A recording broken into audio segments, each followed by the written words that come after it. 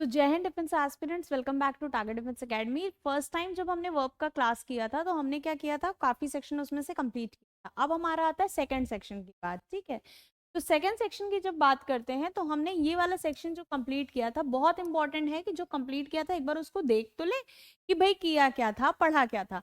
तो बहुत सारा इंपॉर्टेंट है कि पहली चीज जो पढ़ी थी वो ये पढ़ी थी कि कैन और कुड में how am I gonna differentiate that when I have to use could and when I have to use can. मुझे कैन का इस्तेमाल कब करना है और कुड का इस्तेमाल कब करना है, ये मैं कैसे डिफ्रेंशिएट करूंगी या करूंगा, है ना। तो अब देखिए करना क्या है, मैंने उस दिन बताया था, जब हम अपने बराबर वालों से बात करते हैं तो हम उन्हें क्या बोलते हैं, हम उन्हें कैन कह के एड्रेस करते हैं। लेकिन वहीं जब हम अपने से किसी बड़े की बात करते हैं तो हम हमें उन्हें क्या कह के एड्रेस करते हैं, तब हम उन्हें कुड कह के एड्रेस करते हैं। मैंने आपसे कोई बात बोली तो मैं बोलूंगी can I take your pencil बेटा, है ना।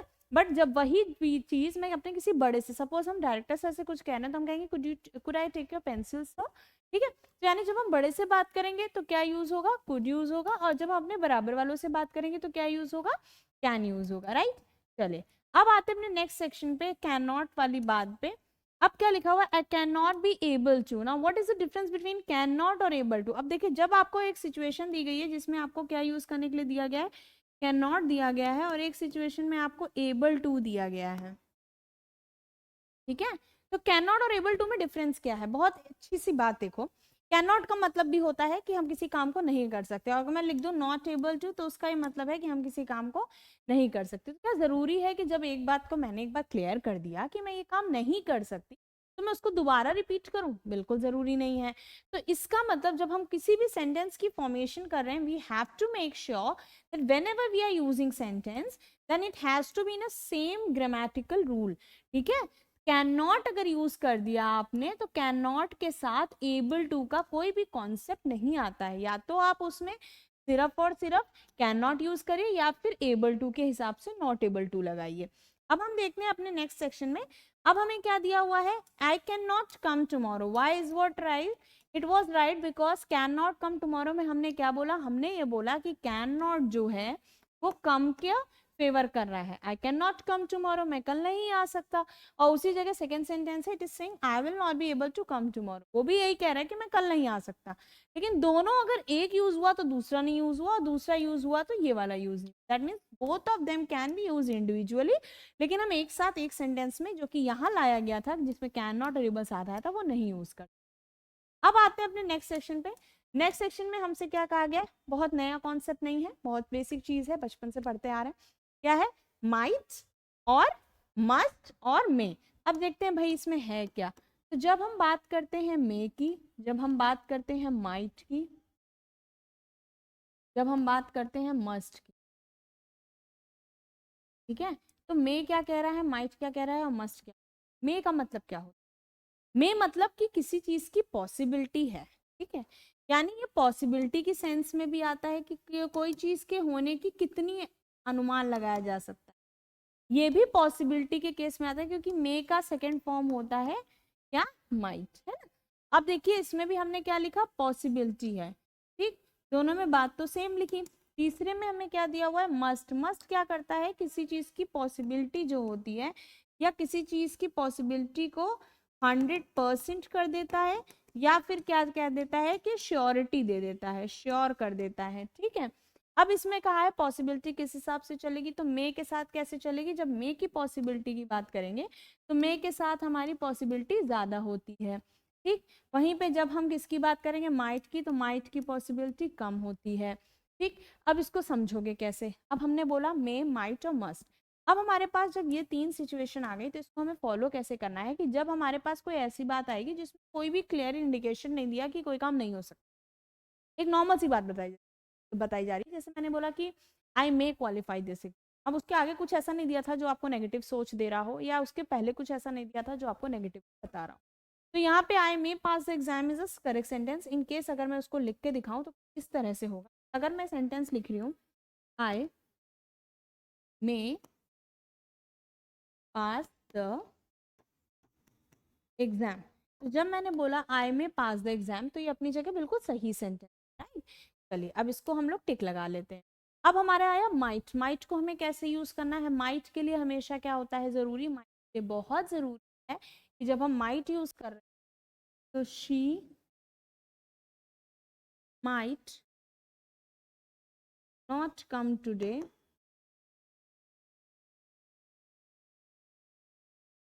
एज शी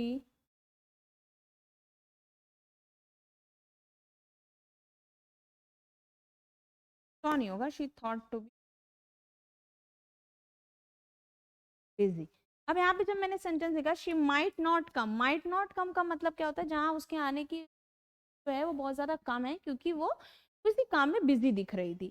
तो माइट में पॉसिबिलिटी उस चीज की कम हो जाती है और उसी जगह मे में पॉसिबिलिटी ज्यादा हो जाती है। थर्ड हमारे पास सिचुएशन आती है मस्ट। मस्ट क्या कहती है कि भैया 100% है। मैंने बोला ही इज वियरिंग क्या stethoscope in AIIMS, he must be a doctor. ठीक है, एक आपने इसमें कैसे पता किया मस्ट का यूज, देखिए आपको ये पता चल गया कि देखिए मैम यहाँ पे आप यूज कर रहे हो ही इज वियरिंग स्टेथोस्कोप, जो कि एक आइडेंटिटी है एक डॉक्टर की। उसके बाद आपने बोला ही मस्ट बी अ डॉक्टर, तो मस्ट यानी आपकी सिचुएशन दे रहा है कि एम्स में है, स्टेथोस्कोप पहना हुआ है, तो ऑब्वियसली चांसेस हैं कि वो बहुत ज्यादा होंगे कि वो डॉक्टर है। ठीक है, चले अब इसको हम क्लीन करते हैं, हम नेक्स्ट वाले सेक्शन पे पढ़ते हैं। अब आपके क्वेश्चन देखते जाते हैं और उसके साथ सॉल्व करते जाते हैं। आपको दिया हुआ है इट में रेन टुनाइट, तो मे की प्रोबेबिलिटी मैंने ऐसे ही बताई थी कि किसी चीज़ की पॉसिबिलिटी की बात करते हैं तो मे की जो पॉसिबिलिटी होती है वो कितनी होती है, 100% नहीं होती है। मे की पॉसिबिलिटी ज़्यादा होती है, बस हमने इतना बोल दिया। तो यहाँ पे सेंटेंस दिया इट मे रेन टुनाइट, सिर्फ एक छोटी सी बात बोली जिसके ना आगे कुछ था ना पीछे कुछ था जो हमें बता रहा हो कि उसकी कितनी चांसेस है। खाली बोला कि इट मे रेन टुनाइट, हो सकता है रात में बारिश हो जाए। ठीक है, अब आगे देखते हैं नेक्स्ट क्या दे रहा है। नेक्स्ट हमें क्या कह रहा है कि वही चीज पे अब मे हम दूसरी तरह से भी यूज, यानी अभी तो हमने मे ऐसे कैसे यूज किया, पॉसिबिलिटी के लिए यूज किया, वो हमने पढ़ लिया पिछले वाले में। दूसरा कॉन्सेप्ट क्या आ रहा है हमारा, मे ही यूज हो रहा है लेकिन इस बार पॉसिबिलिटी के लिए ना यूज होके इस बार किसके लिए यूज हो रहा है, इस बार मे यूज हो रहा है हमारे विशफुलनेस के लिए। के लिए यूज हो रहा है विशफुल सेंटेंस की रिस्पेक्ट में। ठीक है, तो विशफुल सेंटेंस की रिस्पेक्ट में कैसे, मे यू लिव लॉन्ग, तुम लंबा जियो। अब ऐसा नहीं है कि वहां पे पॉसिबिलिटी है कि भाई लंबा जी जाना, नहीं, लंबा जियो विश की जा रही है, उस चीज की क्या लगाई जा रही है, एक विशफुलनेस लगाई जा रही है। चले अब आते हैं अपने नेक्स्ट सेक्शन पे। जैसे हम अपने नेक्स्ट सेक्शन पे आते हैं हमारे पास एक आंसर ये। ठीक है, अब इसमें देखते हैं कि ये करेंगे कैसे, फॉलो कैसे होगा। यहाँ पे हमें एक सिंपल सी स्टेटमेंट दी है कि अगर प्रिंसिपल क्लॉज प्रेजेंट टेंस में है और सबऑर्डिनेट क्लॉज के साथ सो दैट या दैट या फिर इन ऑर्डर दैट स्टार्टिंग हो रही है नए क्लॉज की, तो उस केस में सबऑर्डिनेट का क्या होता है, मे का इस्तेमाल करने की जरूरत पड़ सकती है। फॉर एग्जाम्पल आपको एक सेंटेंस दिया we eat so that we may live, what does it mean, it means कि अगर मैं इस सेंटेंस को लिखूं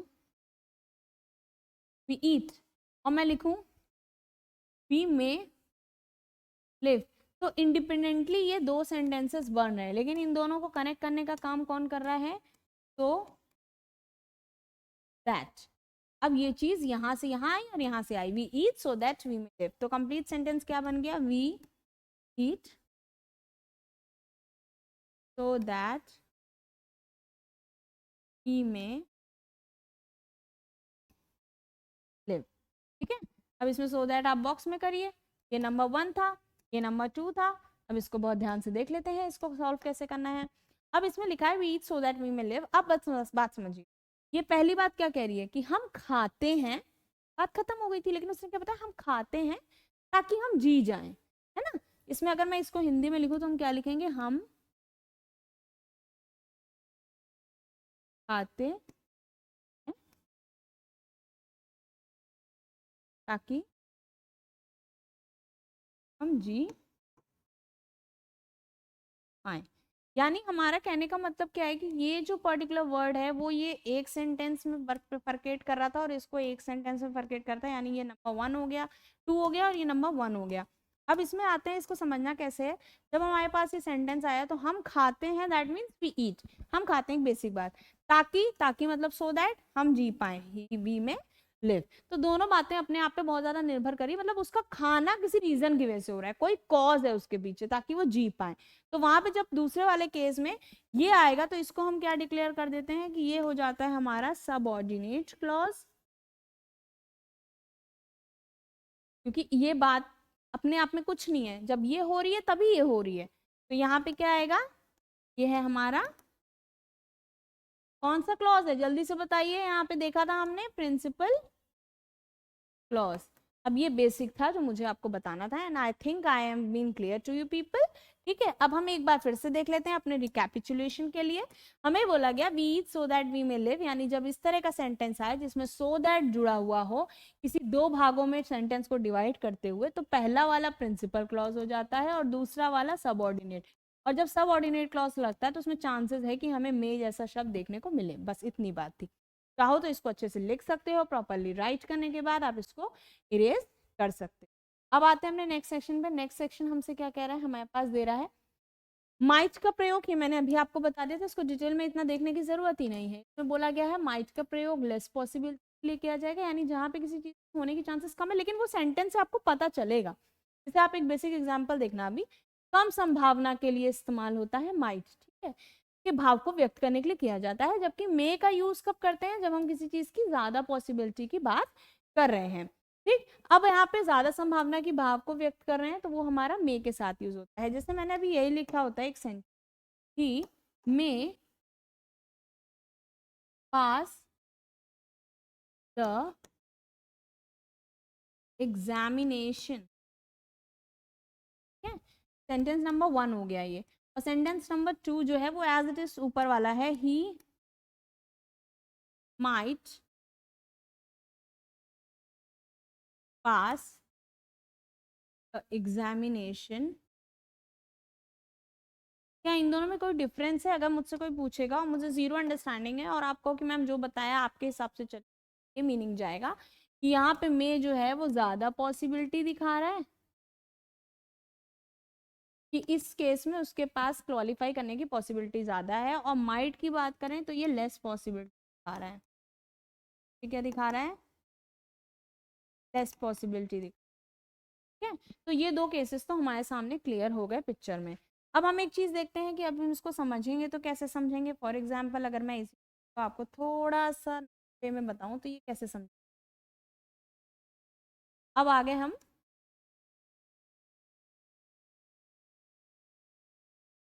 गड़बड़ हो गया ना, एक सेंटेंस देखते हैं। अगर मैं लिखती he might pass the exam, तो इसकी लेस प्रोबेबिलिटी है, ये आप कैसे श्योर कर रहे हो? ये हम इसलिए श्योर कर रहे हैं कि जब भाई आप ये वाला सेंटेंस पढ़िए, बट सीइंग इज इंटेलिजेंट, पर उसकी बुद्धिमत्ता को देखते हुए क्या बोला गया, I do not have much, मुझे उससे ज्यादा उम्मीद है नहीं। तो ये उम्मीद ना होना रिफ्लेक्ट कर रहा है कि ये चीज कैसी है, लेस पॉसिबिलिटी को डिनोट कर रही है। अब इस बात को एक और तरीके से समझिए थोड़ा सा। आपको मैंने उस दिन एक और चीज बताई थी, उसको आज देखते हैं कि आपको याद है कि नहीं। मैं कह रही हूँ आपसे, मैंने आपको कुछ वर्ड्स दिए, माइट है, यहाँ पे पास है, फिर यहाँ पे सीइंग है, यहाँ पे आपका डू भी है, नॉट भी है, हैव भी है। मुझे आप ये बताइए इन सारे वर्ड्स में वर्ब आ रही है, आप इस बात को बिल्कुल डिनाई नहीं कर सकते, right? Now the only thing you have to do is, I am writing these words over here also. Might is the first word, okay, the second word is pass, the third word is seeing, the fourth word is do not, and the fifth word is have। अब मुझे आप ये बताइए कि अगर मैं इन सारे words को आपको बता दूं और आपसे कहूँ मुझे बताओ भाई ये वर्ब की कौन कौन सी फॉर्म है। मैंने फ्लो चार्ट पढ़ाया था स्टार्टिंग ऑफ दी क्लास में, अब मुझे उसी के हिसाब से आपको ये समझा। ठीक है, तो आप इसको समझाइए फिर हम आपको समझाते हैं। आपके पास 5 सेकेंड्स हैं, आप इसको रिकैपिचुलेट करिए कि मैम ने क्या बताया था, कौन सी चीज़ क्या हो सकती है, मैं बताऊंगी कि इसको हम कैसे पढ़ें। चलो एक थॉट दे लो आराम से, 2 सेकेंड 3 सेकेंड के लिए, फिर बताएं। वर्ड है might, then you have pass, then seeing, then do not, and then have. ठीक है, चलो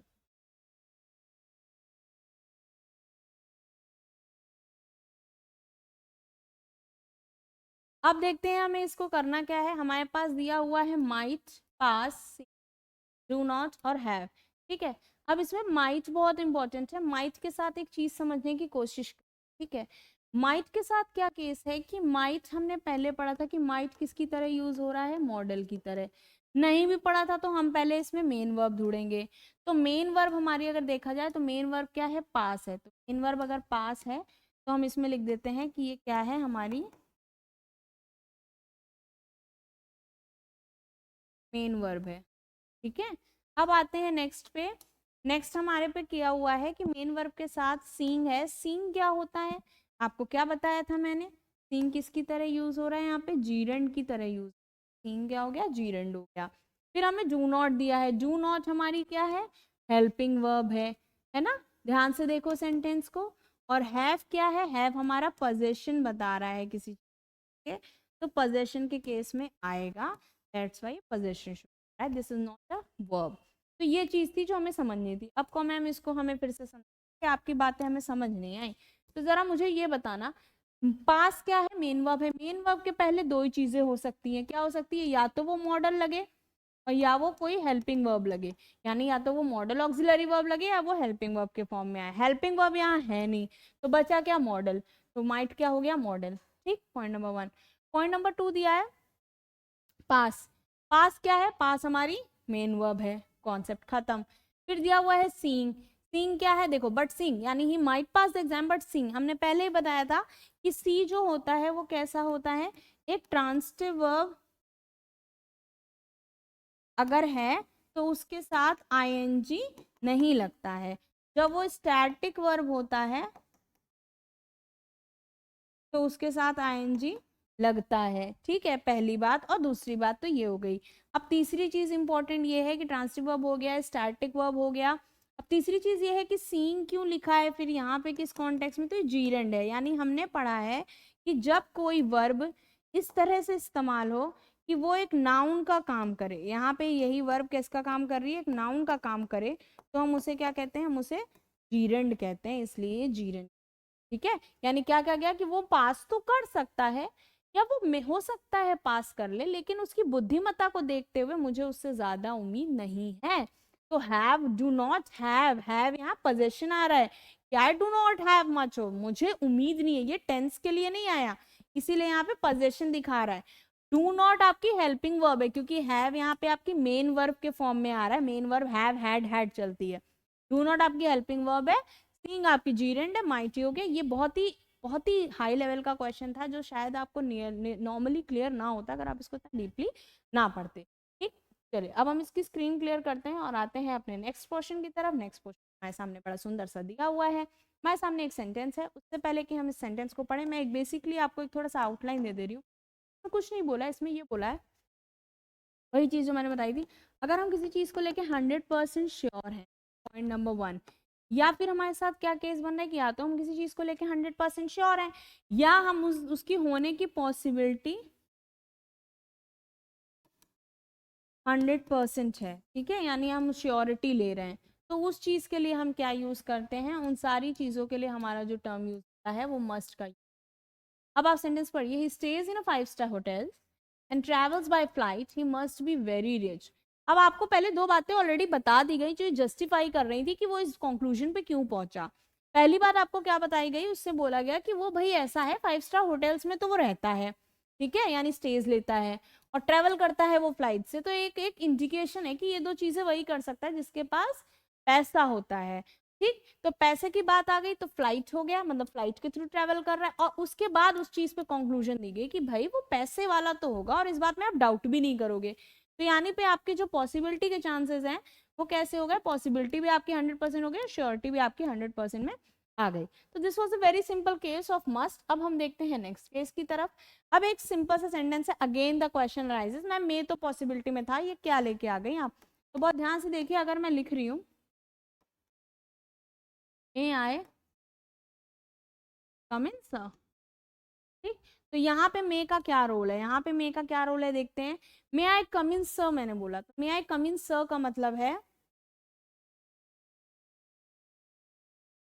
मे आई कम इन सर का क्या मतलब है, मे आई कम इन सर का मतलब है यहाँ आप कैसे परमिशन सीकिंग हो, आप यहाँ पे परमिशन सीक कर रहे हो, ठीक है। तो जब यहाँ पे परमिशन सीक की जाती है तो यहाँ पे क्या यूज होता है, ध्यान से देखिए, इसमें प्रश्नात्मक व्यक्तों में किया जाता है, और इसमें भी प्रश्नात्मक नॉर्मल नहीं है, वहां पे वो परमिशन ले रहा है कि मैं आई कम इन, क्या अंदर आ सकूं। यहाँ पे जब आप किसी चीज से परमिशन ले रहे हो तो यहाँ पे may is right, can is wrong, can नहीं आएगा, can I come in sir नहीं आता है, ठीक है, मे ही आएगा।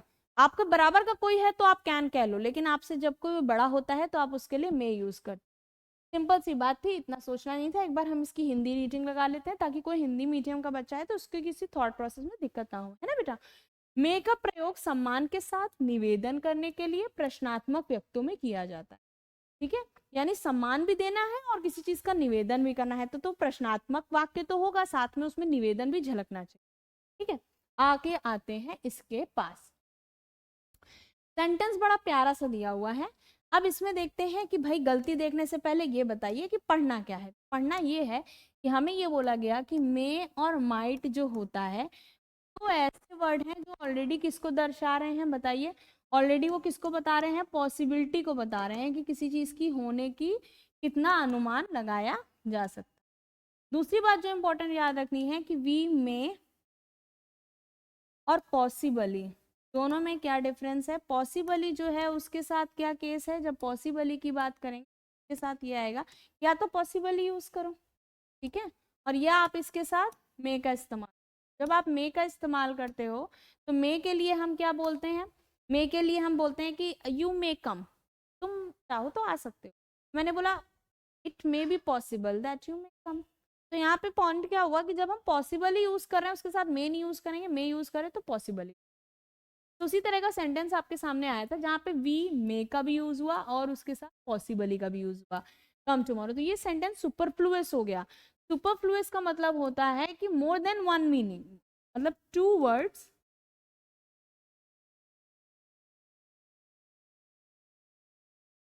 Giving more than one meaning, ठीक है। चलिए अब इसमें देखते हैं हमसे क्या कहा गया है। अब यहाँ देखिए, we may possibly come tomorrow गलत हो गया, और क्या दिया हुआ है, we may come tomorrow is a right sentence, may possibly also a right sentence. Why, because possibly जब यूज होगा, जब हम क्या यूज करेंगे, पॉसिबली यूज करेंगे तो मे नहीं यूज करेंगे, जब मे यूज करेंगे तो पॉसिबली नहीं, और जब दोनों को यूज कर लिया तो सेंटेंस गलत है, तो दोनों सही ये गलत। आई बात समझ में। चलो अब आते हैं नेक्स्ट पॉइंट पे। नेक्स्ट हमसे क्या कहा गया, नेक्स्ट हमसे एक सेंटेंस शैल और विल का रूल आ रहा है। अब शैल और विल में छोटी सी चीजें मैं बता दूं, मैं पहले डिवीजन कर देती हूँ तब बताती हूँ तो ईजी रहेगा, है ना। शैल और विल में डिफरेंस कहाँ देखने को मिलेगा। शैल की बात करो, चलो शैल के साथ क्या रूल है, जब हम आई और वी यूज करते हैं तो शैल आता है, ऐसा कहा जाता था। एक और चीज कही जाती थी कि जब हम विल का यूज कर रहे हैं तो वो आएगा शी के लिए, ही के लिए, दे के लिए, इन सब के लिए आ सकता है, ठीक है, या वी के लिए। लेकिन जब मॉडर्न इंग्लिश है वो कहती है कि नहीं, मॉडर्न इंग्लिश क्या कहती है, मॉडर्न इंग्लिश कहती है कि नहीं भाई ऐसा नहीं है, छोटा सा डिफरेंस है, वो हम यहाँ पे लाएंगे। छोटा सा डिफरेंस क्या कहता है, छोटा सा डिफरेंस कहता है कि मॉडर्न इंग्लिश, मैं लिख दे रही हूँ, मॉडर्न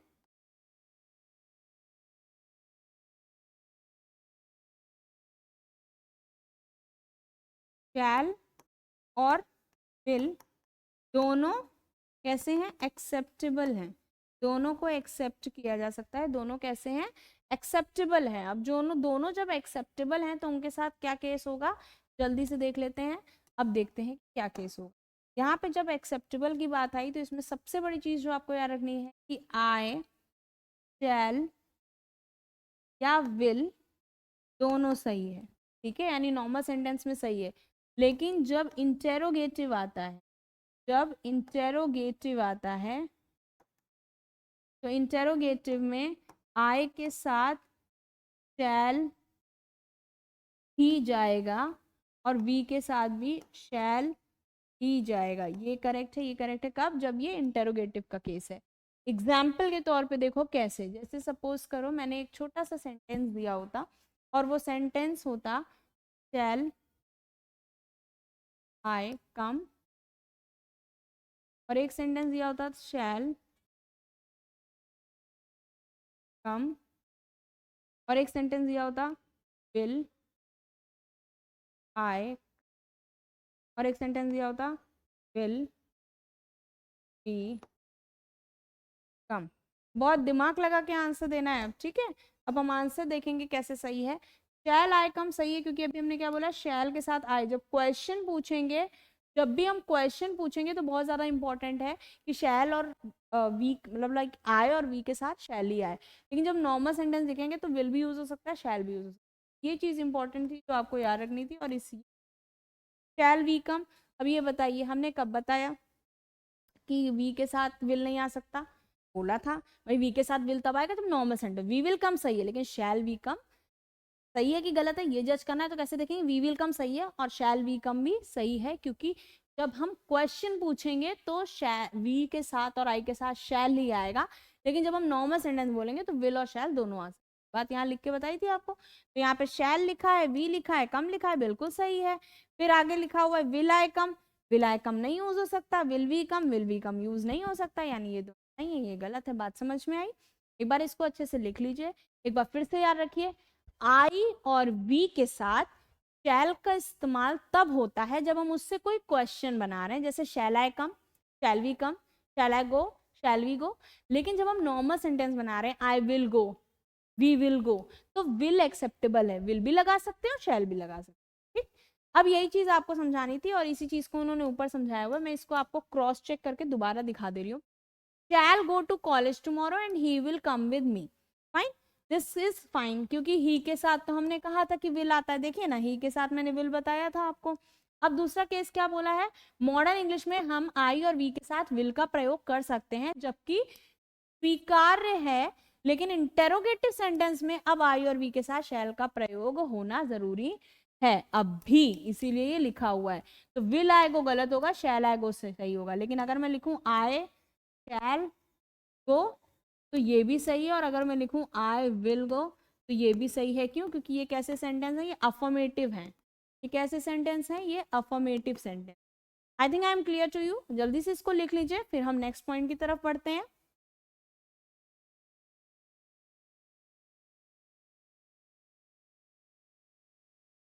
चलिए, हो गई बात। अब आगे बढ़ते हैं कि इसमें कहना क्या चाह रहे हैं। चलिए नेक्स्ट देखते हैं, नेक्स्ट पास। ये तो बड़ा सिंपल है, लेकिन इसको समझना थोड़ा सा टेढ़ा काम है। मैं आपको सिर्फ और सिर्फ सेंटेंस हाईलाइट करूंगी, आप ऊपर की हेडिंग को एक बार के लिए निग्लेक्ट करना, जो कि पॉसिबल ही नहीं है। सामने कुछ लिखा है तो हेडिंग कैसे निग्लेक्ट कर देंगे, but still you have to do that, okay. चलिए अब आगे आते हैं, देखते जाते हैं भाई क्या क्या है हमारी झोली में, और फिर हम उसको कवर करने की करेंगे। चलो, अब हमने जो हेड से हाईलाइट किया है हम उसी पे फोकस करेंगे कि भाई इसमें करना क्या है। बहुत ध्यान से देखो, एक सेंटेंस दिया है, you shall leave the room at once. आप एक बात बताइए, आपको कोई कह रहा है कि you shall leave the room at once. अब इसमें आपका कहाँ रोल आया? यानी एज अ सब्जेक्ट आप तो अपने मन से अपना काम ही नहीं कर रहे हो, आपको कोई कह रहा है। दैट मीन्स वहां पे आपको क्या मिल रही है, कमांड मिल रही है। You shall leave the room at once, you shall go out of the class. यहाँ पे जो शैल है वो फ्यूचर ना डिनोट करके फ्यूचर इवेंट के साथ साथ क्या डिनोट कर रहा है, फ्यूचर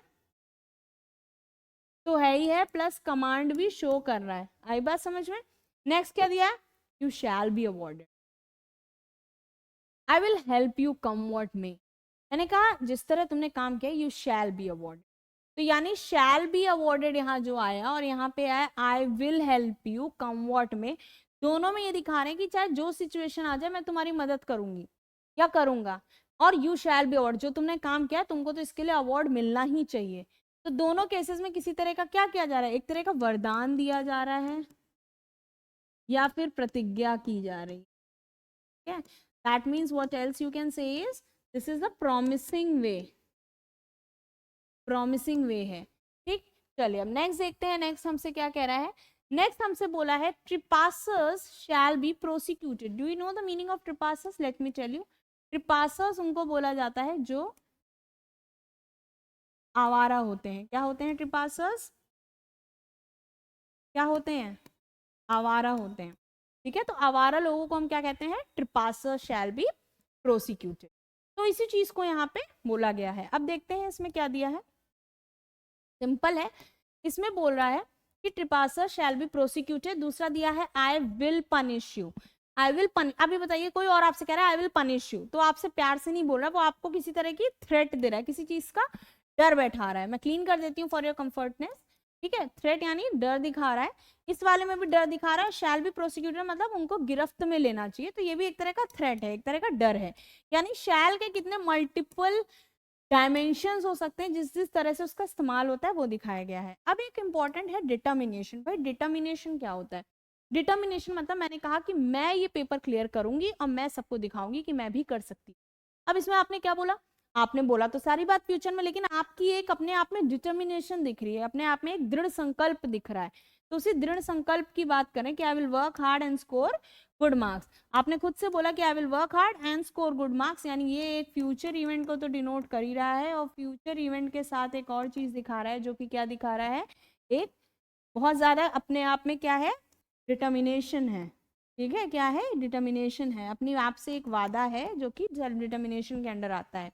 फिर मैंने आपसे बोला कि you shall be here for the meeting, और मैंने बोला I will have to finish this work, I will have to finish this work. ठीक है, अब एक बात बताओ, इसमें बोल रहा है I will have to finish this work, तो इसमें कहीं मैम कह दो कि कंपल्शन के लिए तो आप कहती हो कि मस्ट आता है, पर अगर मस्ट नहीं आया तो क्या आएगा? तो मस्ट नहीं आया तो शैल भी आ सकता है, या फिर विल भी आ सकता है। ठीक है, excuse me for the writing. अब इसमें क्या दिया हुआ है? You shall be here for the meeting, तो ये जो है वो आपसे कोई कह रहा है कि तुम्हें यहाँ मीटिंग के लिए रहना है, पहली बात। और दूसरी बात क्या बोली गई है? I will have to finish this work, तो हैव टू जो है वो क्या दिखा रहा है? हैव टू वहां पे कंपल्शन लगा रहा है। अभी मैं समझाने के बाद आपको एक एक एग्जांपल देके पूरा बताऊंगी, तो you don't need to take any kind of stress over. ठीक, चलिए। अब कंपल्शन कैसे दिखा रहा है? मैंने बोला I have to finish this work, भाई कल सबमिट करना है मुझे, आज खत्म ही करना पड़ेगा। इस चीज के साथ भी कंपल्शन देखने को मिली, जबकि यहाँ पे विल का इस्तेमाल हुआ था। अब आगे देखते हैं भाई और क्या है हमारे पास। अब ये देखिए इंटरेस्टिंग सा केस, तरह के क्वेश्चन को जो आपके सामने लिखा है, पहले मैं डिफाइन करती हूँ कि इसको कहते क्या है, और फिर हम पढ़ेंगे कि एक्चुअल में ये है क्या। यहाँ पे हम किसकी बात कर रहे हैं? यहाँ पे हम बात कर रहे हैं क्वेश्चन टैग की। अगर हम इसको और खूबसूरती से लिखें तो कुछ इस तरह से जाए।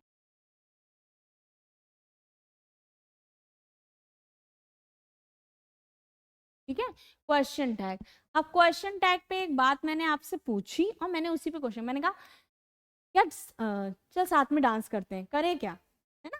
या चल साथ में पढ़ते हैं, या चलो साथ में पढ़ें, पढ़ा जाए क्या? ठीक है, उसी चीज को पूछा जा रहा है। एक सेंटेंस है उसमें बोला गया लेट अस, यहाँ डांस लिखा है, मैं लिख देती हूँ लेट अस स्टडी टुगेदर, जो कि आप लोग कभी टुगेदर तो स्टडी नहीं करते हो, अकेले ही पढ़ पाते हो। ठीक है, तो लेट अस स्टडी टुगेदर दिया हुआ है, और उसके बाद उसी चीज पे बोला गया है शैल वी। ठीक है, तो यहाँ पे क्या होता है बेटा? वी क्यों आया? एक क्वेश्चन आएगा, मैम ये बताइए आप कैसे पहचान लेते हो कि लेटस के साथ वी आएगा? मेरे को लगता है ये आएगा ही नहीं क्वेश्चन, क्योंकि अस आया हुआ है, तो अस के साथ जो उसका सब्जेक्ट जाएगा फॉलो होगा ऑब्जेक्टिव केस में, वो सब्जेक्टिव केस में वो वी होगा। तो लेट अस स्टडी टुगेदर, यहाँ पे एक बात की क्या लगाई गई? प्रोबेबिलिटी लगाई गई। या यहाँ पे लेटस की जगह लिखा होता लेट्स स्टडी टुगेदर, दोनों एक तरह से एक ही तरह के रेसिप्रोकेशन है। यहाँ क्या कह रहा है कि लेट्स से शुरू होने वाले इंपरेटिव सेंटेंसेस के क्वेश्चन टैग में भी शैल का प्रयोग होता है। यानी लेट अगर आ गया तो मतलब इसमें जो क्वेश्चन होगा वो विल या शैल के साथ फॉलो करेगा, जिसमें ज्यादा प्रोबेबिलिटी शैल की है। तो this is something you have to keep in mind, right? अब इसमें हम देखते हैं कि हम और क्या समझ रहे हैं। हम फिर से एक बार इसको अच्छी बात समझ लेते हैं कि अगर मेरे पास सेंटेंस में लेट या लेट्स आया, let's do this, let's do that, ठीक, तो उसके लिए जब हम उसी बात पे क्वेश्चन करेंगे तो उसमें हमेशा शैल का इस्तेमाल होगा, ना कि विल का। तो शैल का जब इस्तेमाल होगा तो लेट या अस या फिर लेट्स के शुरू होने वाले इंपेरेटिव सेंटेंस क्वेश्चन टैग में भी शैल आएगा। तो लेट अस डांस टुगेदर था तो उसके साथ शैल भी फॉलो करा। आई बात समझ में? क्लियर हो गया? एक बार फिर से देख लो, एक सेंटेंस एक एग्जाम्पल के लिए लिख दे रही हूं, छोटी सी बात है, लेट्स मूव ऑन। ठीक है, एक नॉर्मल सेंटेंस दिया, मैंने कहा इसका क्वेश्चन टैग बनाओ। अच्छा इसका क्वेश्चन टैग बनाना है, इसमें क्या है मैम? लेट्स मूव ऑन है, आप लिख दीजिए लेट्स मूव ऑन। अब लेट्स के लिए हमने क्या बोला था कि विल का इस्तेमाल होगा या शैल का होगा? Shall we. ये आपका आंसर हो जाएगा, शैल इस्तेमाल लेट्स के साथ। Simple is that, it was very simple, I suppose you must have got it. ठीक है, अब इसको क्लीन करते हैं, बढ़ते हैं आगे और आता है हमारा नेक्स्ट सेक्शन। बड़ा प्यारा सा वही चीजें हैं जो हम पूछ रहे हैं और बार बार आ रही हैं। यहाँ पे जो दिया हुआ है वो हमसे क्या कह रहा है, उससे पहले मैं बता दूं कि कहना क्या जा रहा है। देखो कैसे क्या है, जैसे शैल है तो शैल इतने सारे केसेस पढ़ लिए, लेकिन एक चीज और रखना कि शैल को सजेशन के लिए भी हम यूज कर सकते। तो जब सजेशन के लिए यूज होगा तो हम कैसे समझें उस चीज को। बहुत ध्यान से अपनी स्क्रीन को देखो, आपको क्लिक के क्या बताया गया, आपसे बोला गया कि शैल का प्रयोग सजेशंस को व्यक्त करने वाले इंटेरोगेटिव सेंटेंसेस में होता है। यानी पहली बात तो ये याद रखनी है और दूसरी बात ये याद रखनी कि interrogative questioning sentence first person के सब्जेक्ट के साथ होता है। तो मान लीजिए आपको सेंटेंस दिया हुआ है, shall be talk to the management, shall we talk to the management, यानी एक तरह से एक सजेशन लिया जा रहा है। क्या जैसे आपसे मैं बोलूं, आपको क्या लगता है क्या रिश्ते की बात की जाए, या आपको क्या लगता है क्या जॉब देने की बात की जाए, तो आप एक तरह से पूछ नहीं रहे हो, या किसी फ्यूचर इवेंट को सिर्फ नाम के लिए नहीं कह रहे हो, आप उस फ्यूचर इवेंट में क्या लगा रहे हो, सबसे इंपॉर्टेंट है आप उस फ्यूचर इवेंट में जो लगा रहे हो वो किसी को दिख नहीं रहा, but that is showing suggestion. ठीक है, shall we talk to the management, इस बात को आप सजेशन के वे में पूछ रहे हो। Shall we talk to the management, हम बात करें मैनेजमेंट से। Shall we go to the party, क्या हम चले पार्टी में। तो इस तरह से आप सजेशन ले रहे हो किसी और से भी, कई लोगों को मिलके। दैट इज द प्लेस जहाँ पे हम शैल का इस्तेमाल करते हैं, जब हमें किसी तरह के सजेशन की भी जरूरत पड़ती है। ठीक है, अब चलिए जल्दी से आप इतना लिख लीजिए और उसके बाद हम एक दो सेंटेंस देते हैं। सेंटेंस क्या देना है कि बेसिकली ले लो, शैल वी स्टडी टुगेदर। अब मैं अगर बोली हूँ शैल वी स्टडी टुगेदर, तो इसमें साफ साफ क्या दिखा रहा है कि शैल वी स्टडी टुगेदर क्या दिखा रहा है भाई, सजेशन दिखा रहा है। तो जब सजेशन दिखा रहा है तो सीधी सी बात है कि ये सेंटेंस में शैल का आना बिल्कुल भी गलत नहीं ठहराया जा सकता। ठीक, अब इसको एक बार के लिए रिज्यूमा दे दो, यानी एक बार के लिए इसको रिकैप कर लो, फिर हम आगे देखते हैं कि आगे हम क्या कर सकते हैं। चलो भाई, अब ये चीज तो हमें आ गई, अब देखते हैं नेक्स्ट क्या हो सकता है। नेक्स्ट हमारे पास एक केस आया और वो आया ये शैल एवं विल। ठीक है, शैल एवं विल का प्रयोग हम कैसे करेंगे, तो बड़े ध्यान से देखो। ही सेंटेंस को देखते हैं। ठीक, he hope that he would pass the test. अब बहुत ज्यादा दुख की बात है, क्योंकि उम्मीद तो की थी कि हो जाएगा, पर हुआ नहीं। ठीक है, तो he hope that he would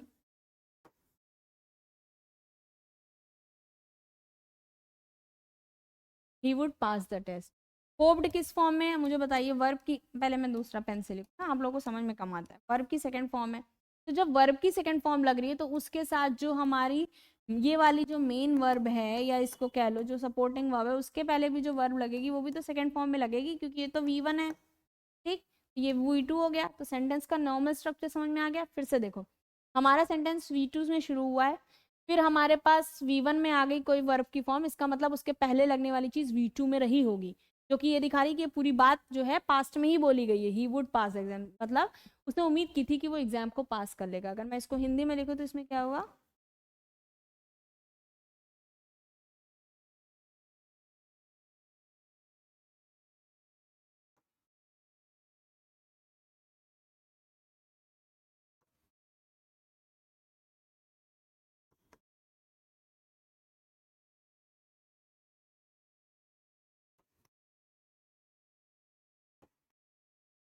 चलिए, उसने उम्मीद की थी कि वो एग्जाम को पास कर लेगा।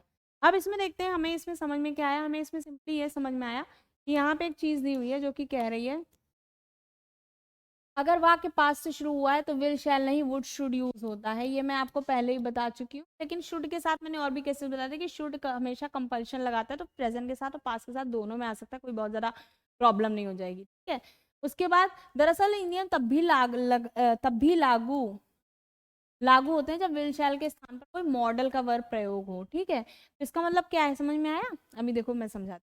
अब इसमें ये चीज तो बेसिक समझ में आ गई। इन्होंने ये बोला है कि भाई देखो, एक बात तो हमने आपको ये बताई कि यहाँ पे विल शैल नहीं वुड शुड होगा, ठीक, पहली बात।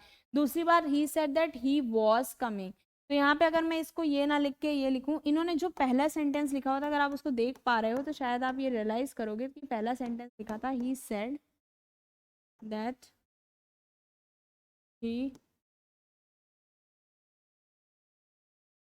Is coming. ठीक है, ये लिखा होता है, गलत क्यों हो गया? फिर से वही देखो, सेड किस फॉर्म में है? वर्ब की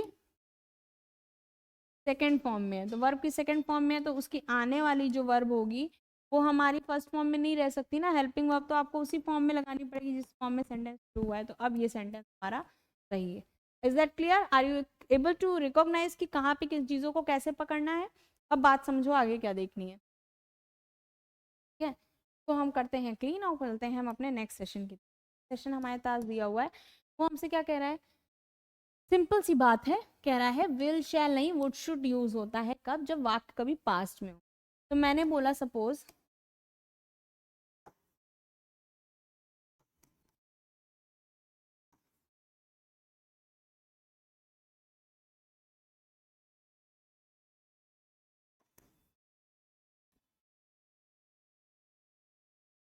he said that he would support। अब यहाँ पे जब आया he said that he would support, तो ये जो would support है ये would किस फॉर्म में है? V2 फॉर्म में है, will नहीं आया, तो यहाँ पे will जो है वो नहीं आएगा, V2 जो है would के फॉर्म में आएगा। ठीक, सपोर्ट V1 फॉर्म में है, नॉर्मल सेंटेंस है, पता कैसे चला यूज होना है? क्योंकि ये किस फॉर्म में था? V2, यानी सेंटेंस किस में है? पास्ट में था, तो हमारा पूरा सेंटेंस पास्ट में होता था, इसलिए यहाँ पे would का इंट्रोडक्शन इंपॉर्टेंट हो जाता है।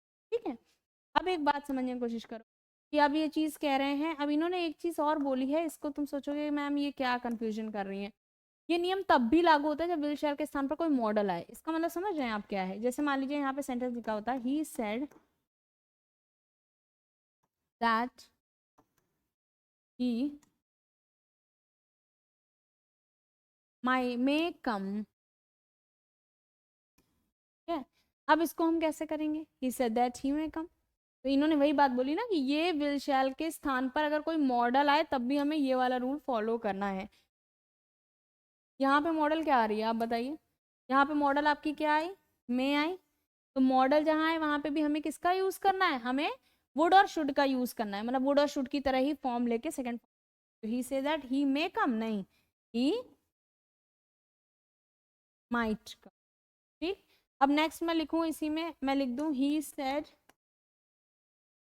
दैट ही, अब सोच के बताना है इसको। ठीक है,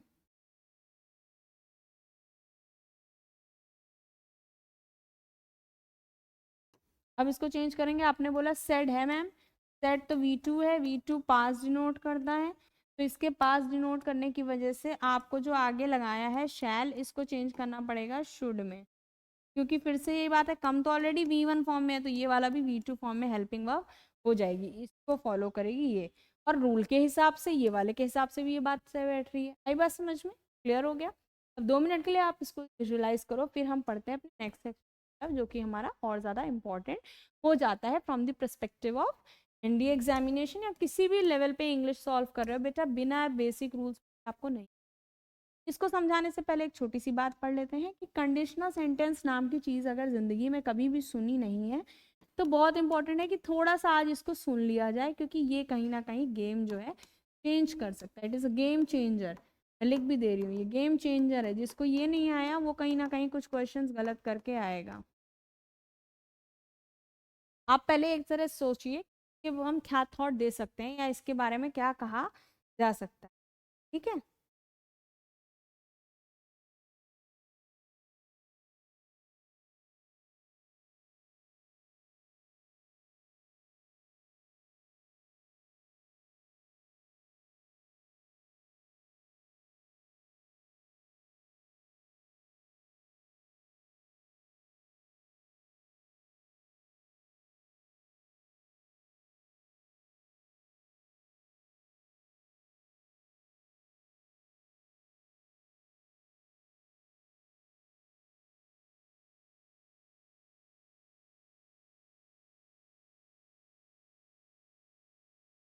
चलिए अब आगे आते हैं नेक्स्ट चीज पे। नेक्स्ट हमसे कहा जा रहा है, एक सेंटेंस है जिसमें दिया है if I will come I will meet you. अगर मैं इसको लिखूं तो कोई ऐसा बच्चा जो फर्स्ट टाइम पढ़ रहा है वो कहेगा मैम इसमें गलती तो मुझे नहीं दिख रही, आपको दिख रही है तो आप मुझे ये, वरना मैं तो आपको गलत समझ। तो सेंटेंस है if I will come I will meet you. अब ये सेंटेंस एक नंबर है और ये सेंटेंस दूसरे नंबर। अब समझना है इसको बड़े इजी तरीके से ही करना क्या। एक बात बताओ, इफ आई विल कम, अगर मैं आऊंगा, आई विल मीट यू, मैं तुमसे मिलूंगा। दोनों काम अभी हो रहे हैं, लेकिन एक बात है कि ये वाली बात जो है इस पे निर्भर करे, यानी कि ये वाली बात होगी तभी ये वाली बात होगी, ये हो रही है तभी ये हो रही है। तो इस यानी जब एक शर्त पे दूसरी बात हो रही होती तो इसको हम क्या कहते हैं, कंडीशनल। और अब ये गेम चेंजर क्यों है, क्योंकि बच्चा अगर देखे तो कहेगा मैम क्या गलत है, गलती बताइए जरा, ग्रामर में तो कोई गलती नहीं, दोनों काम जो है फ्यूचर में हो रहा है। तो इसमें समझना ये है बेटा कि जब इस तरह का सेंटेंस होता है तो हमेशा रखना कि जब दोनों बातें हमारे फ्यूचर में करी जाती है तो एक को हम तुरंत का प्रेजेंट इंडेफिनिट मान लेते हैं और एक को हम फ्यूचर इंडेफिनिट। जो पहली बात होती है वो प्रेजेंट डेफिनेट में चली जाती है, तो जब पहली बार प्रेजेंट डेफिनेट में चली जाएगी तो आएगा इफ आई कम, और दूसरी बात फ्यूचर इंडेफिनिट में जो कि ऑलरेडी सेंटेंस आई विल। और मेरे लिखने के बाद आप इस बार पढ़िए जरा, अगर मैं आया तो मैं तुमसे मिलूंगा, अगर मैं आऊंगा तो मैं तुमसे मिलूंगा। दोनों बातें कह तो एक ही मीनिंग रही है, पर ये वाला गलत था क्योंकि एक टेंस में चल रहा था, और ये सही है क्योंकि शर्त पहले पूरी होगी उसके बाद वो काम होगा। ठीक। अब इस चीज को आप देखिए फॉलो हुई यहाँ पे कि नहीं। If I will come I will meet you गलत है, जबकि लिखा है if I come I will meet you पूरी तरह से सही है, क्योंकि यहाँ पे हमारी वर्ब उसी यूज हुई थी। ठीक है। तो यहाँ पे इन्होंने क्या बोला, अगर दो कार्य भविष्य में एक के बाद एक और दूसरा कार्य पहले कार्य के होने पर निर्भर हो तो कार्य सिंपल प्रेजेंट टेंस में होगा और दूसरा सिंपल फ्यूचर टेंस। हिंदी में इंग्लिश ट्रांसलेशन करने की आदत होती है जिसकी वजह से हम कार्य को भी सिंपल फ्यूचर में कर लेते हैं। अगर मैं आऊंगा आऊंगी तो आपसे मिलेंगे। ठीक है। तो यहाँ पे अगर मैं इसको लिखूं, जो मैंने छोटी सी चीज छोड़ी है वो यही है कि इसको मुझे लिखना था कि ये किस में रहेगा, प्रेजेंट इंडेफिनेट में रहेगा, ये किस में रहेगा, फ्यूचर डेफिनेट। तो इतनी सिंपल सी बात थी जो आपको समझनी। अब देखते हैं भाई आगे क्या है। आगे देखें अगर बहुत ध्यान से, एक कुछ वर्ड्स हैं जिसको हमें यूज करके कई कई तरह है ना है। सेंटेंस क्या दे रहा है, सेंटेंस सिंपली कह रहा है आपसे, आपको कुछ वर्ड्स दे दिए गए और बड़े प्यारे प्यारे वर्ड आपको दे दिया गया, इफ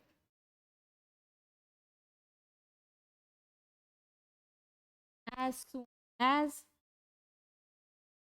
फिर आपको दे दिया गया इन केस, फिर आपको दे दिया गया प्रोवाइडेड, फिर आपको दे दिया गया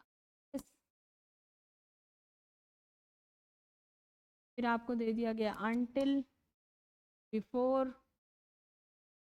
मैं क्यों लिख रही हूँ ना, कहोगे मैम ऊपर लिखा है आप क्यों लिख रही, बेटा लिखने का मतलब ही यही है कि आप उसको कम से कम दूसरी बार भी रीड करो, ताकि जब तक आप रीड नहीं करोगे मल्टीपल टाइम तब तक आपको ये बात समझ।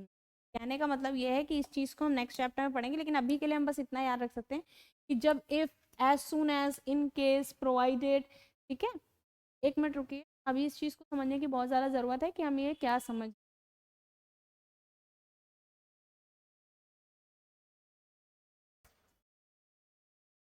कुलदीप सर, वो रुक गया वीडियो।